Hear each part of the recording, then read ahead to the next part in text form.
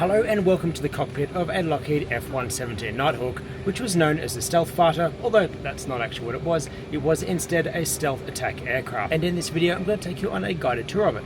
First, we're going to walk around the outside and point out what makes it unique and interesting, and then we'll crawl back in here into the cockpit and I'll show you what it's like in here. So let's get into it. I'm Paul Stewart and I make videos about planes.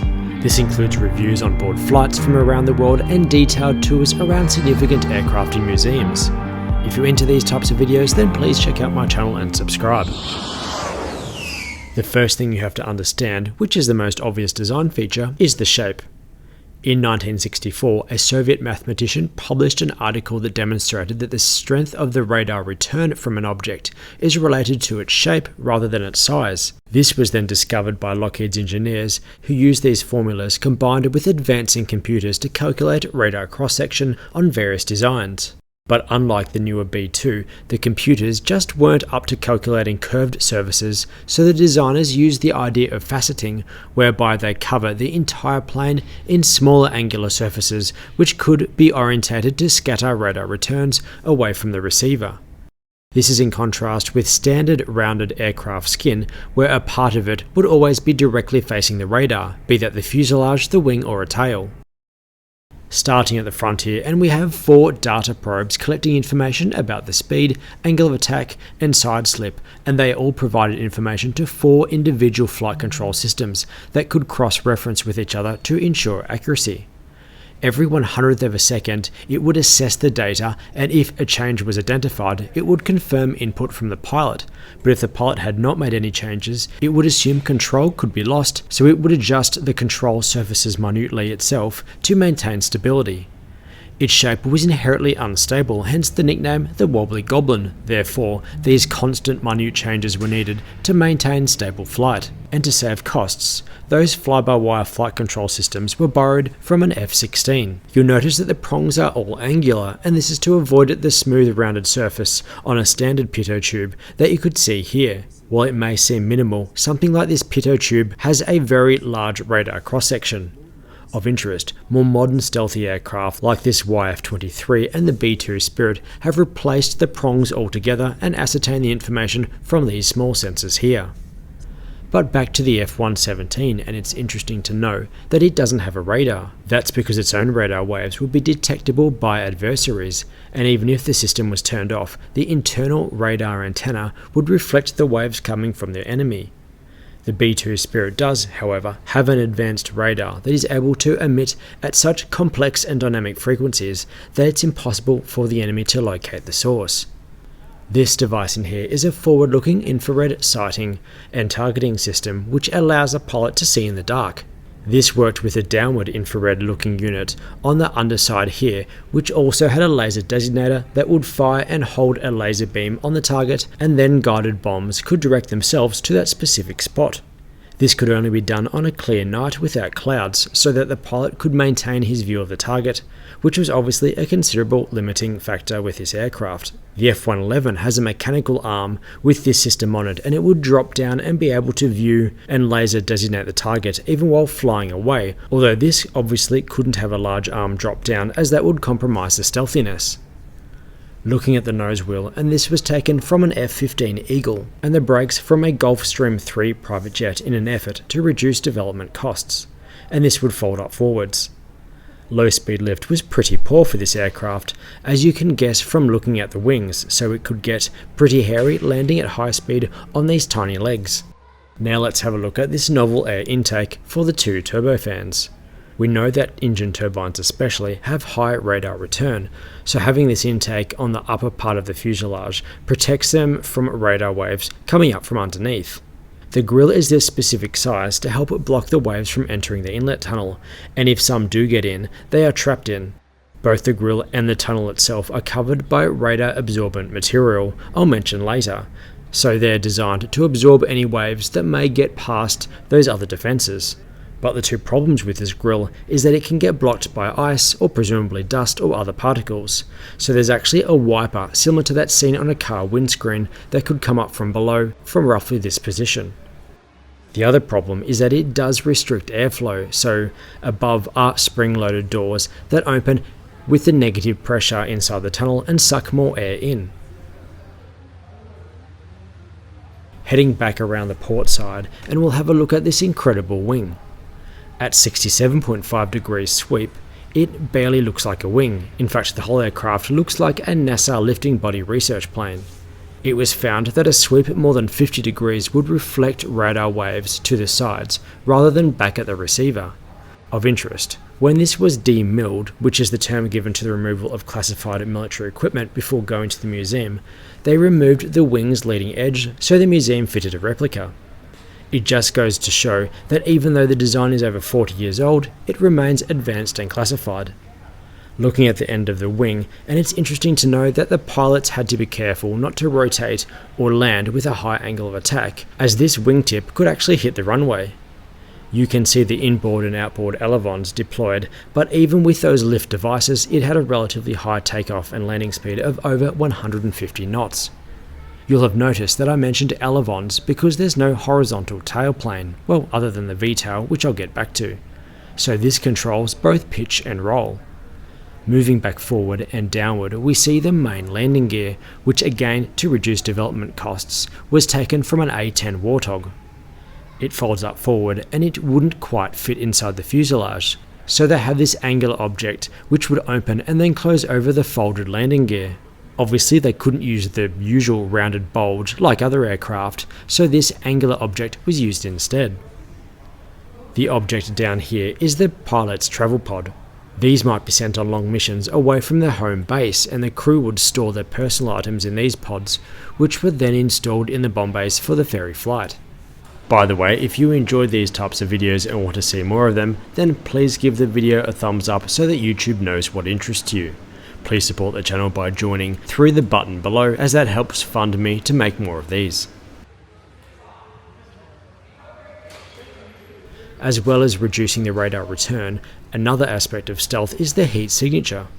Flying at subsonic speeds reduces the aerodynamic heating of the fuselage, but you can't hide the fact that there's a massive heat-producing engine exploding fuel out of the back.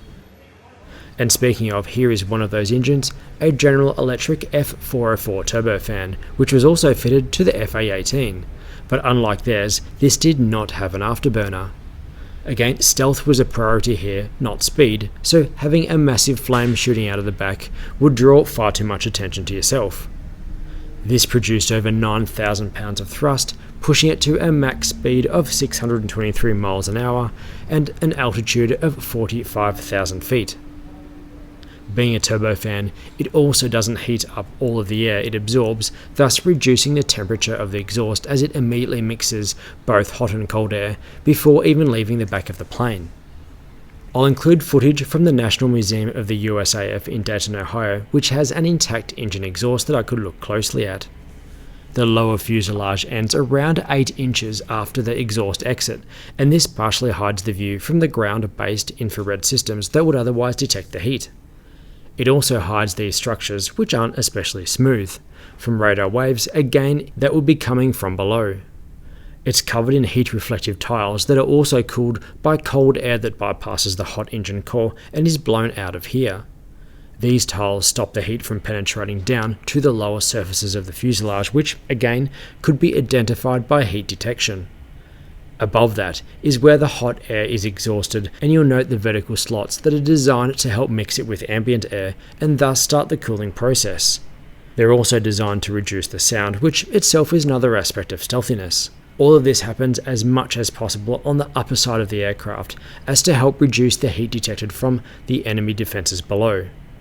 This system did reduce engine performance considerably, but again the primary aim with this aircraft was stealthiness over speed, so it was an acceptable compromise. The next thing to comment on is the V-tail.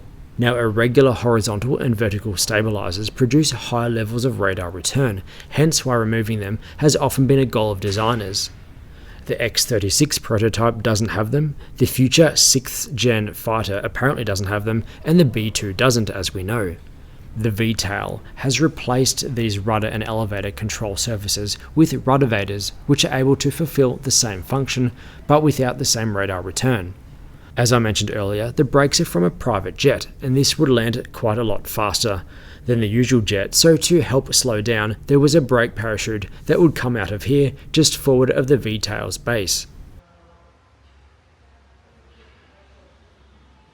Of interest, the B-2 removed the whole tail, also known as the empennage, and controls yaw and pitch via split rudders on the outer edge of the wings, which are kind of like ailerons that open up and downwards at the same time, as you can see in this photo. It also automatically modulates the individual engine throttles as well. But back to the F-117, and the air passing the ruddervators is also angled into the hot air exhaust, further dissipating it. Moving forward, and I have to mention the name. It was designated the F-117 and nicknamed the Stealth Fighter, even though it wasn't a fighter. In fact, this would be hopeless in air-to-air combat. But it was felt that the high-caliber pilots needed for this program wouldn't be interested in a bomber, so implying that it was a fighter would help recruiting, and it might also help confuse Soviet spies well known for their espionage skills. It was in fact an attack aircraft and could carry 2 of these GBU-12 Pei-Wei-2 laser-guided bombs in its 2 internal bomb bays. Obviously there weren't any external pylons, as that would interfere with the low radar cross-section. The pilots would use the down-looking targeting system I mentioned earlier to aim a laser at the target, and this bomb had mechanisms to direct itself to where the laser was pointing. But this did require the pilot to keep the laser designator on the target, and to be able to see it with the night vision equipment, hence the need for clear weather. The bomb doors obviously dramatically increased the aircraft's radar return, so it would open milliseconds before the bomb launch and immediately close afterwards. In fact, apparently the F-117 shot down in Eastern Europe was detected by chance when the doors were briefly opened. You'll notice that the edges are saw-toothed to reflect the radar waves away from the receiver, but those big flat doors are impossible to hide. It could also carry the B-61 tactical nuclear bomb, and here's one that you can see now, so it's not especially large. It had a variable yield between 0.3 and 340 kilotons, and for comparison's sake, the Hiroshima atomic bomb was just 15 kilotons, so this can still be incredibly destructive. The strength of the bomb was set by the ground crew just before departure by accessing the control panel on the bomb itself. There was an idea to base these in both the UK and South Korea, where they would have been on forward nuclear alert, but they were still secret until 1990 and only flew from a single airport in the USA and at night time. To maintain secrecy in an overseas base, it would have been almost impossible. There were also several other conventional bomb options, and later ones included GPS guidance where the weather was less of a concern. But other than that, there were no guns, no warning antennas, no chaff and no flares. The only defense this aircraft had was the enemy not knowing it was there in the first place. The faceting could only do so much, so the whole aircraft, which was built on an aluminium frame, was covered in special RAM, which stands for radar absorbent material. Much of this remains classified, but part of it was paint that included iron microparticles that would absorb the radiation. The panel gaps were covered in absorbent putty, and over 1 ton of the material was added to each aircraft. But it was very brittle and required a thorough inspection after each flight and had to be stored in climate-controlled hangars. Here's an image comparing the relative radar cross-sections of an F-117, which was 3 times a small bird, the much larger B-2, and then a conventional F-16. Now let's have a look inside the cockpit, and we'll jump to footage from the Strategic Air Command and Aerospace Museum in Nebraska. Actually, sorry, just before jumping in the cockpit, it's worth pointing out some objects up here. Looking down on the starboard engine intake, and you can see the position of that wiper blade that would clean the grille, and here's where it would sit on the port side. Above that is the suction relief door to allow in extra air for the engines. Moving into the middle, and these 2 objects here are the outflow for the environmental control system. Cabin pressurization came from hot pressurized air bled from the engine, and this had to be cooled prior to entering the cockpit as to not cook the pilots, so cold atmospheric air would enter, cool it down, and then exit through here. In the center here is the rotating in-flight refueling receptacle that was taken from an SR-71 Blackbird. These 2 circles here were the retractable communication antennas. When they went full stealth, these were retracted and the pilots were unable to contact the base or even other F-117s in the same attack group. There is also an auxiliary power unit back there as well. To open the canopy, which was much heavier than most, a device would be stuck in this hole here and then rotated over several minutes and slowly lift the canopy up. It's quite a unique experience looking through the canopy with its faceting shapes, and the heads-up display in front of you now was from an FA-18. In fact, 95% of the ground support equipment used in this aircraft was shared with others, thus reducing the overall cost of what was still an expensive program. Straight ahead of you are 3 screens.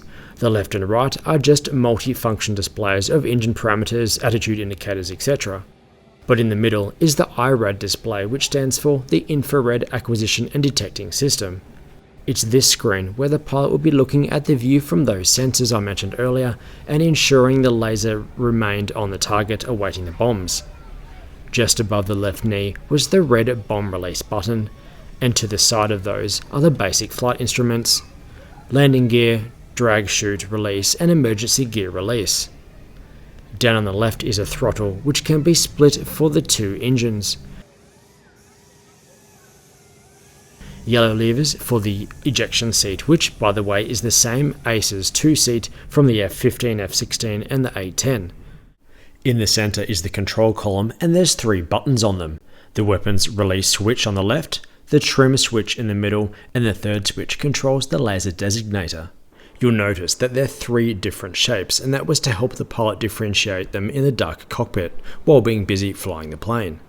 Earlier research identified pilots were making mistakes, sometimes catastrophic, by adjusting the wrong control, so something as small as changing the shape of a button was potentially life-saving. It really was a boyhood dream of mine to sit in an F-117's cockpit. As a kid, this was my hero plane, and there was a poster of one on my wall. Over here we've got interesting analog, but not the traditional dials, and displays for engine parameters, for RPM, temperatures, and fuel flow for engine number 1 and 2. On the side of that is the fuel quantity indicator. Down here is the control display navigation unit. They took the inertial navigation system from the B-52H, but later upgrades included a ring laser gyro and GPS navigation system which reduces the drift, and that was always a problem with older inertial navigation systems. It also helps with the targeting system. And further back are some oxygen controls. It's interesting to know that the cockpit environmental system was from a C-130 Hercules as well. Looking forward past the heads-up display, and you get an incredible view from such an unorthodox looking aircraft. You'll notice the skin's silver colour, and that's because the paint and ram have been removed. In fact, here's a spare canopy, which you'll notice is the same colour. The canopy itself had a clear ram coating, but that was also impregnated with gold that would trap radar waves inside the cockpit, where they would bounce around and eventually dissipate. Although I'm not sure how healthy that would have been for the pilot though. This logo is for the 49th Fighter Wing, who operated this aircraft and are involved with training American and Allied pilots. The stars represent the Southern Cross constellation, recognizing their efforts during World War II in the Southern Pacific. The Latin inscription translates to "I protect and avenge." This actual aircraft, number 833, is the 2nd highest combat mission aircraft in the F-117 fleet, with 75 hours during Operation Desert Storm and Allied force in Eastern Europe. It has a total of 5,140 flight hours before it was retired. This device here was stuck onto both the upper and lower side of the aircraft during routine training or ferry flights to produce a radar return for air traffic control. It's incredible to think that this tiny object here has a much greater radar return than the rest of the plane. The F-117 was officially retired in 2008, although some have been seen flying more recently, likely involved with training pilots to practice against potential enemy stealth aircraft and missiles. I did read on the internet, so it must be true, that they have been going to trial refueling these with the new KC-46 Pegasus in-air refueling planes, which suggests to me that it could well have a future combat role. And with a smaller radar cross-section than both the stealth-ish Russian Su-57 and Chinese J-20, it remains relatively competitive. Interesting speculation, and I'm sure we'll know the truth in about 10 or 20 years. Between its first flight in 1981 and public reveal in 1990, it remained highly classified and only flew at night time. When one crashed in July 1986, killing the pilot and starting a wildfire, Armed guards and a helicopter gunship circled the site, even stopping firefighters until the F-117 debris had been removed and replaced by a crumpled McDonnell F-101, ready for such an event. There was an F-117N Seahawk version proposed with a bubble canopy, an improved low-speed lift with less wing sweep, a different tail and engines, and possible air-to-air missile capability, but that never eventuated. Check out my channel for tours around other stealthy aircraft, including the SR-71, B-2 and the F-22, and even the Spruce Goose, although that's not stealthy at all, and comment below with your thoughts on the F-117. Thanks for watching.